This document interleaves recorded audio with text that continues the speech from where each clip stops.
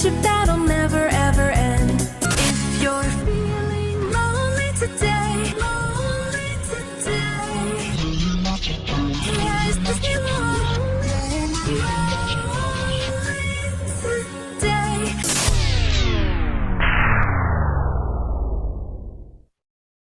Run!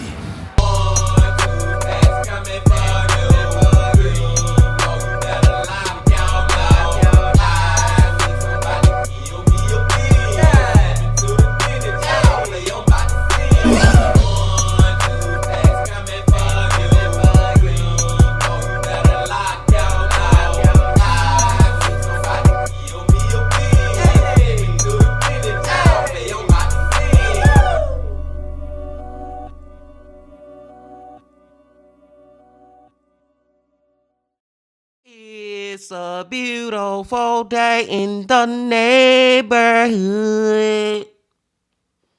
Reaction video 545. That in that neighborhood, my brothers and sisters. So I just want to put this on y'all brain real quick, y'all, real quick.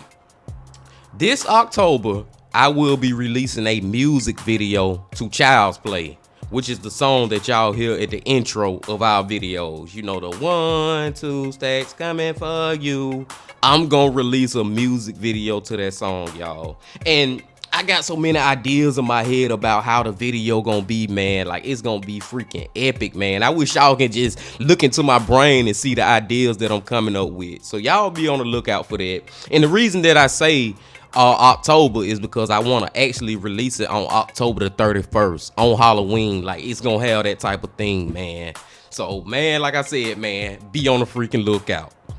But I digress. I hope y'all doing excelente out there today, and I'm glad that you came on back to the channel once again to fuck with the bean.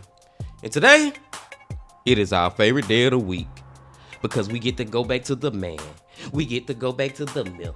We get to go back to the legend, MrBallen. MrBallen Sundays, y'all. And the title of the video is Even Skeptics Can't Explain How These Missing People Vanished. Now, man, I'm pretty sure whatever way that these people vanish gonna be some of the most what the is going on type of stuff we ever heard, man. And I'm also kind of like disappointed, even though I'm excited because it's MrBallen, because I'm pretty sure there's gonna be an unsolved mystery. And y'all know how I feel about these freaking unsolved mysteries. But I don't know. But we're about to see. But before we see, my brothers and sisters, y'all know what y'all got to do. Get whatever you may need. Get what you need, please. We back to the man, the myth, the legend, MrBallen. Y'all got what y'all need. Y'all ready to go? Then let's go. Today's story is a special one because this story was the very first one told on one of my personal favorite YouTube channels. The channel is called Wartime Stories, and basically the content is the strange, dark, and mysterious meets the battlefield and beyond. The host of Wartime Stories is Luke Lamana, and he was a recon Marine, so very high speed, and he's got a great radio voice. But most importantly, he ferrets out these totally insane stories from service members from their times all around the globe, you know, running into these unexplainable phenomenon and seeing and witnessing and being a part of things that just didn't make any sense. I mean, the stories he finds are terrifying and so intriguing. But in addition to just wanting to plug this amazing YouTube channel, I actually have another reason why I'm talking about Wartime Stories, but you'll have to wait till later in this episode to find out why. But before we get into this Wartime Stories inspired story, if you're a fan of the strange, dark, and mysterious delivered in story format, then you've come to the right place because that's all we do, and we upload once a week. So if that's of interest to you, the next time the like button has spent hours and hours carefully cleaning and detailing their vintage car, offer to do them a favor by parking their car in their garage. And when you get in there, carefully back it into the garage, but then instead of putting it in park, just go ahead and hit the gas and smash the car into their house. Also, please subscribe to our channel and turn on all notifications so you don't miss any of our weekly uploads. Okay, let's get into today's story.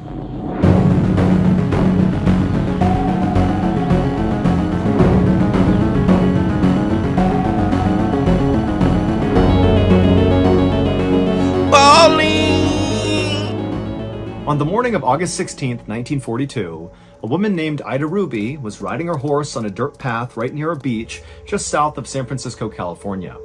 Now, during the week, Ida was a telephone operator, but it was a Sunday, so she had time off, and the way she liked to spend her time off was by riding her horse along the coastline and, looking out at the beautiful water and taking in the nature and all these unbelievable cliffs that went down to the water. I mean, this was a beautiful area, and every time Ida would go out and do this little ride around, she would bring binoculars with her. And so anytime she saw something of interest, she would stop and, use her binoculars to see what it was, like animals or things out over the water. And on this particular Sunday, Ida turned a corner, and as soon as she did, something caught her attention off to her right, out over the water. And so she stopped her horse and she turned and she looked out, and the sea was very calm, and she could see way out just past the horizon was what looked like this black thing kind of hovering over the water. And instead of raising her binoculars right away, she just kind of squinted and looked off in the direction, and she quickly realized what it was. It was a blimp. Now, today, when we hear the word blimp, we very likely think of the Goodyear blimp that kind of sits over sporting events, with the big Goodyear logo stamped on the side of it. It's basically a big balloon with a gondola that sits underneath it for the person who's driving it and passengers. And that's actually exactly what Ida was seeing, a big oversized balloon with a gondola underneath it. But this was not a Goodyear blimp, it was a military blimp. Because this was 1942, right in the middle of World War II. And 9 months earlier, the United States had joined World War II after the Japanese had bombed Pearl Harbor. And ever since then, Japanese submarines had been lurking off the coast of California, kind of all across the West Coast, out in the Pacific Ocean, and occasionally they would send torpedoes out and bomb the US mainland. And so the United States responded to this by launching this fleet of blimps that basically were able to get really low to the water, that could move really slowly, and they would basically fly all along the Pacific coastline looking for Japanese submarines. They could literally go down, and from their gondola, they could look down and actually see submarines and mark them for bombing runs or, scare them off. And so Ida, like anybody else who was living on the west coast of the United States at the time, was aware that there were blimps out over the ocean, but it was still a fairly uncommon sight. And so because of that, Ida was sort of intrigued, and so she raised her binoculars and she focused on this blimp, and she would see something that was so strange that even 80 years later, nobody can fully explain it. But to really understand why what she saw was so weird, we need to back up about 5 hours on the same day to about 6 a.m. at a military base just north of where Ida was seeing this blimp. And Okay, so what the hell y'all think Ida have seen, y'all? Like, seriously, man, I have no idea. I don't know what she have seen when she was having her binoculars looking at this blimp. Aliens? I know it's crazy to go to aliens, and I love going to aliens when I'm trying to be goddamn sarcastic or funny or whatever. You know what I'm saying? When I'm trying to talk BS out my mouth. But I'm just saying, man, it's probably gonna come down to either aliens or ghosts or something. I don't know. I'm already intrigued, though. Let's go. And so at 6 a.m. at this military base, that particular blimp that Ida would later see was at this military base on the ground, and some Navy pilots and mechanics were preparing the blimp for a routine mission out over the San Francisco Bay to look for Japanese submarines. The intended path this blimp was going to take on this day was it would leave the base, and the pilot would take it over the famous Golden Gate Bridge, and then it would travel 28 miles to the west to the Farallon Islands. And then from there, the pilot would go 20 miles to the north to a peninsula called Point Reyes, and then from there, the pilot would head south along the coastline all the way back to base. This whole mission profile was scheduled to take about 4 hours. The pilots for this mission were going to be a 27-year-old Navy lieutenant named Ernest Cody and a 34-year-old officer named Charles Adams. And both of them were very experienced blimp pilots. They had done missions like this many times before.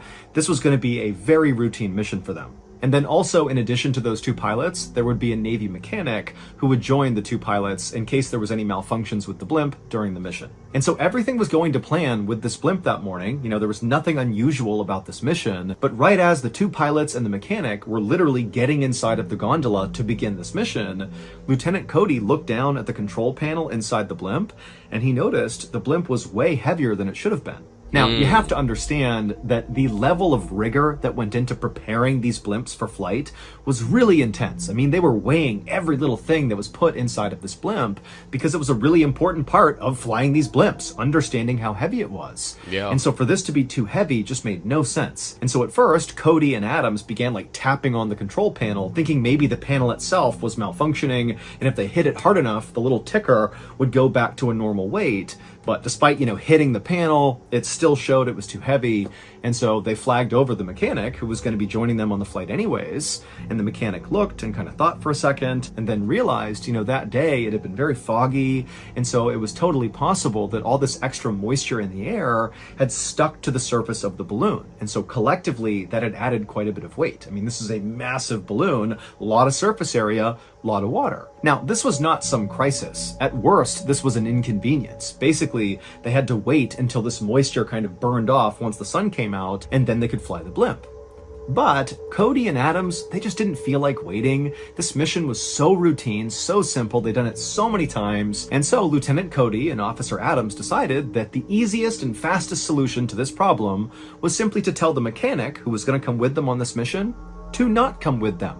Without his weight inside of the gondola, even with this extra moisture in the blimp, it wouldn't matter. The blimp would still be light enough to fly with just the 2 pilots on board.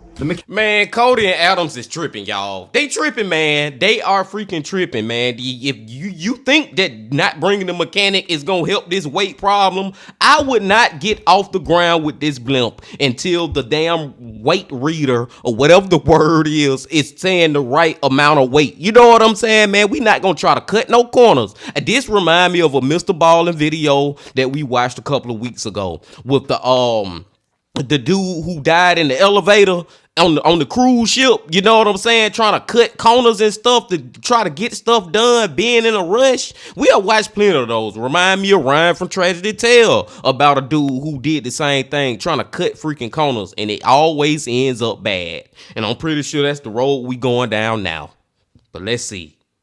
Mechanic didn't care, so he hopped off, and then Lieutenant Cody and Officer Adams took their seats inside the gondola, and sure enough, when they looked at the control panel, the blimp was ready to go. It was light enough. And so Lieutenant Cody fired up the blimp's engines, and just after 6 a.m. that morning, Lieutenant Cody and Officer Adams lifted off the ground and began their routine mission. About an hour and Okay, I gotta stop it real quick, y'all, because MrBallen just said that after the dude got off, that the weight thingy, it read correctly. Okay, maybe I'm wrong on that, but I'm just saying I still feel like it's gonna come back and bite them in the ass. I don't know.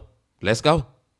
An hour and a half later, at 7:38 a.m., Lieutenant Cody radioed back to air control, saying that so far the patrol had been totally routine, everything was going smoothly, they hadn't seen any Japanese submarines or anything out of the ordinary, and also Lieutenant Cody said they were positioned just east of the Farallon Islands, which meant they were exactly on course, and really everything did seem to be going exactly to plan. But 4 minutes later, Lieutenant Cody radioed back again to air control, and he said they had just spotted an oil slick down on the water. So basically, picture from their perspective, they saw that gleaming oil sitting on top of the ocean.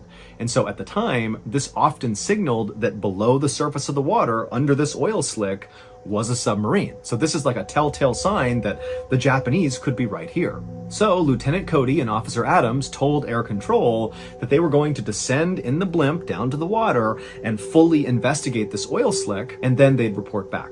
This last transmission happened at 7:50 a.m. A few minutes later, a fishing boat named the Daisy Gray was gliding slowly through the water just east of the Farallon Islands, when all of a sudden the captain, who's looking straight ahead, he turned the boat and he happened to see straight ahead of him this massive blimp, the same blimp Lieutenant Cody and Officer Adams were in, descending very quickly through the clouds down towards the water.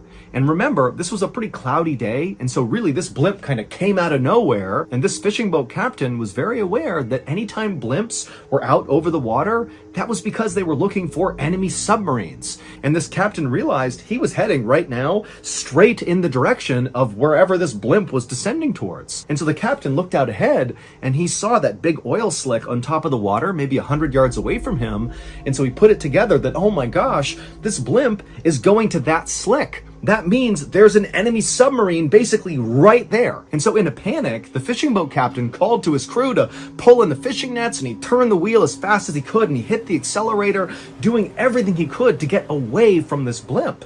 Because he knew that typically what happened when a blimp came down and actually found a submarine is they sometimes dropped bombs on the submarine. I mean, this is warfare.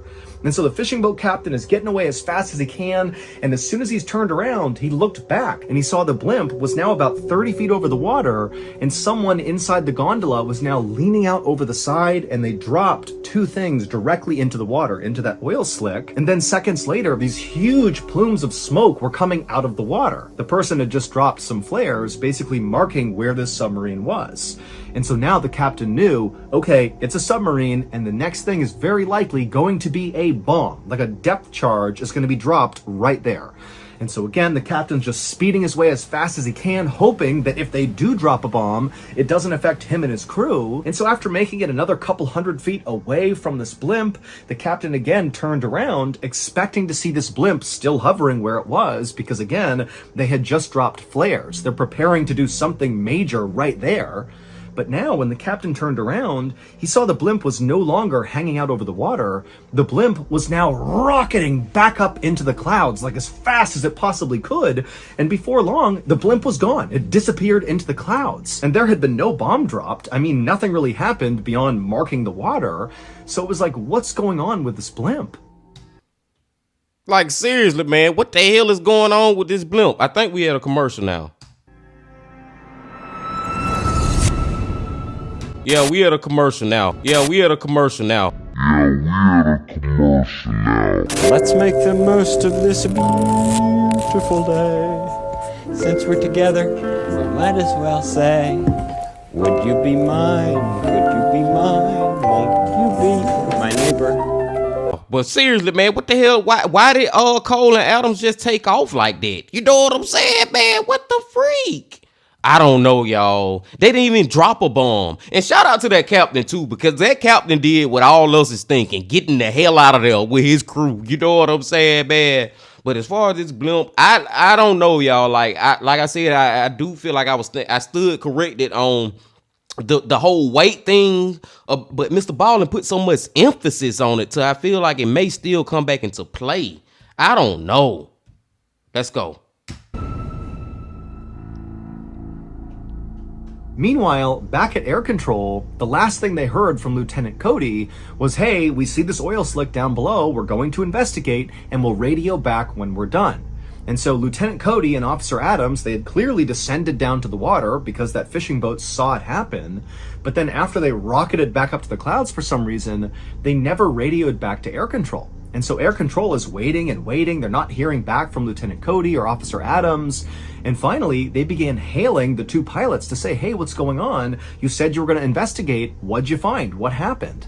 But they could not get in touch with Lieutenant Cody or Officer Adams. And so eventually, after enough time had passed and they still had not heard from these pilots, air control sent two seaplanes out to that area east of the Farallon Islands to find the blimp and make sure the blimp was okay. But when the seaplanes got out there, they couldn't find the blimp anywhere. I mean, they flew all over the place doing wider and wider circuits.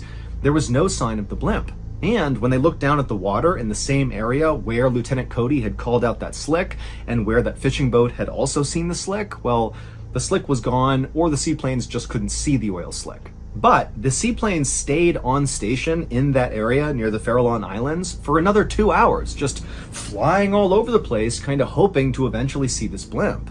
And eventually they would. At about 10:30 a.m. that morning, one of the seaplanes spotted the blimp way, way high in the sky, like way higher than any blimp would ever go. It is dangerously high, and it was way off course. But when these two seaplane pilots began flying towards the blimp to get eyes on the pilots inside of this blimp, Lieutenant Cody and Officer Adams, well, when they got close enough, the blimp just began rapidly descending, like it was trying to avoid being seen by these seaplanes. And in fact, Is this damn blimp possessed? Like, it has it got possessed by freaking aliens for real, or paranormal shit like demons or something. I don't know, y'all. I don't even think Adam and Cole or Cole, whatever his name is, are really controlling this blimp at this point. They just be going up and coming down, going up and not responding to the damn the military people that they working with or whatever. Something is crazy has happened to this blimp, and whatever was underwater, maybe it was not a submarine. I'm just gonna leave it at that. The blimp descended so quickly that it dropped below the cloud cover, and the seaplanes, they couldn't move that quickly. They had to do a big track to turn back around and try to go lower again. But once they got below the clouds to find this blimp, the blimp was gone. It basically had vanished. And so the seaplane pilots called back to air control, and they're like, I don't know what's going on with this blimp, but it's way off course. It was way up in the sky. Now it's somewhere down below, but we can't find it. We got to get in touch with Lieutenant Cody and Officer Adams. There's obviously something wrong.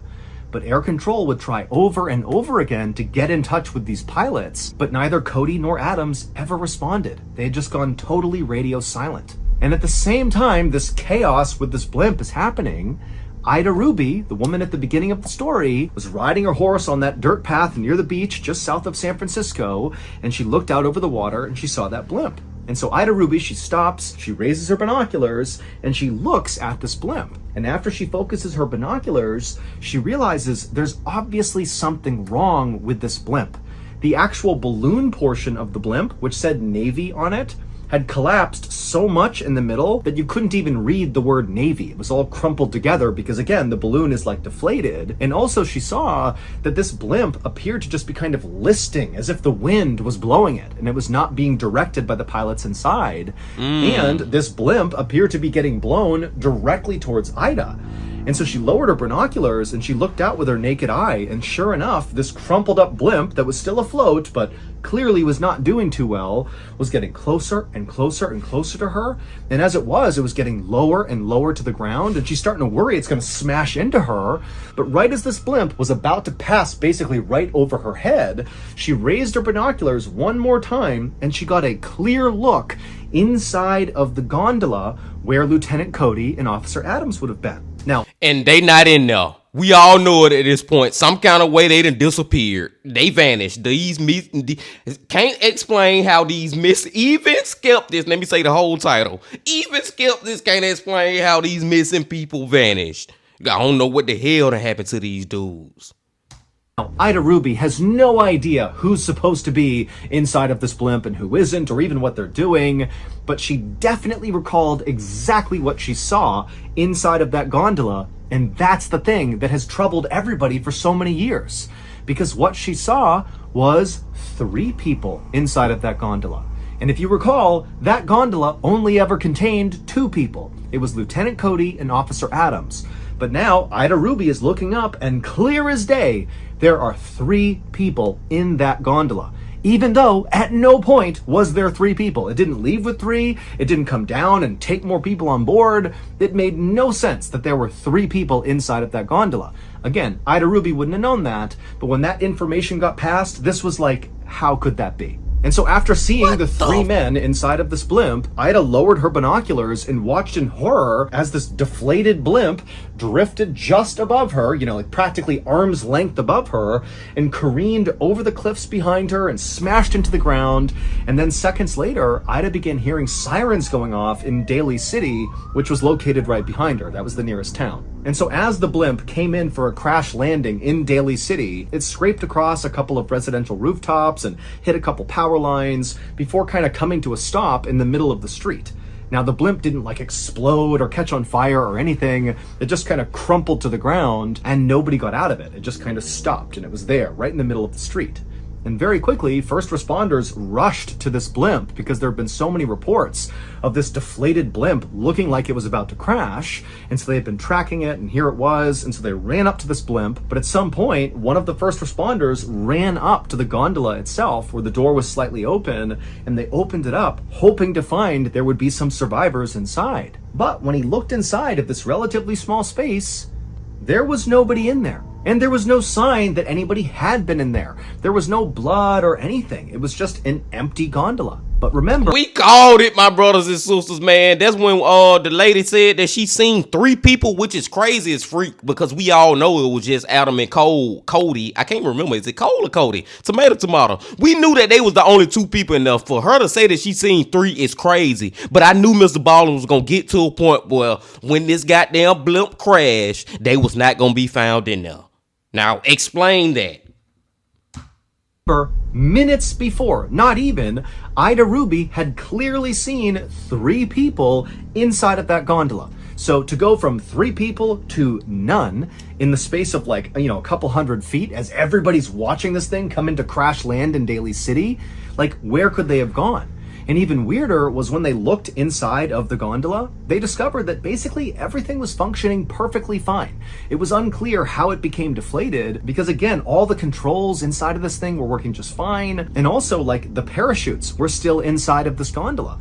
Like, if you're going to jump out, you need a parachute, but they were in here. And also the life raft, it was still inside of the gondola. It was like there was nothing wrong with the blimp. And so this whole situation made no sense. The Navy would launch an exhaustive investigation into what happened with this blimp. And the only explanation the Navy came up with was, well, it looks like Officer Adams and Lieutenant Cody just fell out of the blimp at the exact same time and they disappeared into the ocean. However, both pilots were wearing life preservers and would not have taken those off. That was like absolutely 101 for being a pilot of one of these blimps.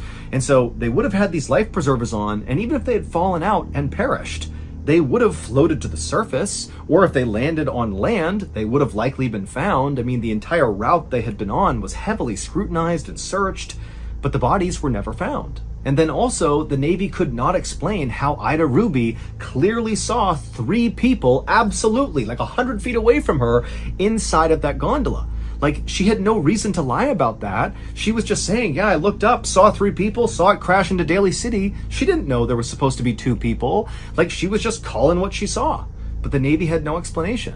And so in the years that have followed this empty blimp crash in Daly City, it's been dubbed the ghost blimp story, and loads of theories circulate about what could have happened here. Some people say that, the reason there was all that extra weight at the beginning of the mission profile at 6 a.m. was not because of moisture on the balloon, but because there had to have been maybe a stowaway somewhere in the blimp, and then after takeoff, they jumped down into the gondola, and maybe they were responsible for whatever happened to the pilots and why the blimp crashed.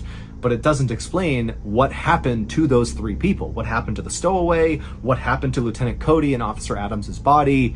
We don't know. Other theories include that maybe Lieutenant Cody and Officer Adams were somehow captured by the Japanese, and some other people say, maybe Cody and Adams were abducted by aliens. But as far-fetched as these theories might seem, the truth is, we really have no idea what happened on that ghost blimp. Whoa. Okay, that's the end of today's story, and now... Whoa, man, that is freaking crazy, y'all. Like, what the hell, man? That's one of those stories that'll just sit on your brain for a while, and you just be saying, like, what the freak happened to them? And it's also one of those stories where any freaking theory pretty much is plausible. And I'm gonna throw 2 out there to y'all that's on my brain. And I'm not saying I really believe this, but I'm just gonna throw some craziness out there too. Let me throw my craziness out there. What if Adam and Cole, one of them was evil or hated the other one, or they really didn't like the other one? What if they got into a fight and one or the other attacked each other and they got into a fight and both of them fell overboard? Long story short, story long. What if it's some ish like that? I know it's far-fetched as hell, but I'm just saying that's possible. And then, now Ida lady, I don't know if my theories are not really taking into account that she actually seen 3 people. You know what I'm saying, man? Maybe she was tripping, hallucinating with my theories as far as these 2. But that's the first one. Maybe they got into a fight and he fell over. Well, both of them fell over. Then the blimp ended up crashing into the city on land or whatever. That's the first one. All right, now the second one. And this one here is a little more crazy, but it's plain and simple. It's freaking aliens, man. Let me stop, y'all. Let me freaking stop, man. I don't know what the freak could have happened to these people, y'all. Seriously, man. Like, You like I said, man, you can goddamn joke about the aliens like I like to do, but that is a possibility because nothing can be really disproven. I like the stowaway theory, you know what I'm saying? But like MrBallen said, even if it was somebody hiding on that blimp, it still don't explain what the freak happened to him. So I don't know, my brothers and sisters. This was a great video from MrBallen, but at the end, it just got me like, man, what the freak could have happened to these guys? All I can say is, at this point, rest in peace, because we know at this point, this was in 1942, it's 2024, 2020. Yeah, 2024. I'm tripping. 2024. We know they have passed away. So rest in peace to them, man. And like I said, another great MrBallen freaking Sunday. But I'm gonna go let y'all go now, man. And before y'all leave, just please hit that like button, comment, subscribe, and do all that if you ain't did that yet. And come on back tomorrow, because the lazy man has put out a new video. But until then, my friends, I also got this to say. Love, peace, and happiness. Stay safe. Don't stop. Keep going. Yeah.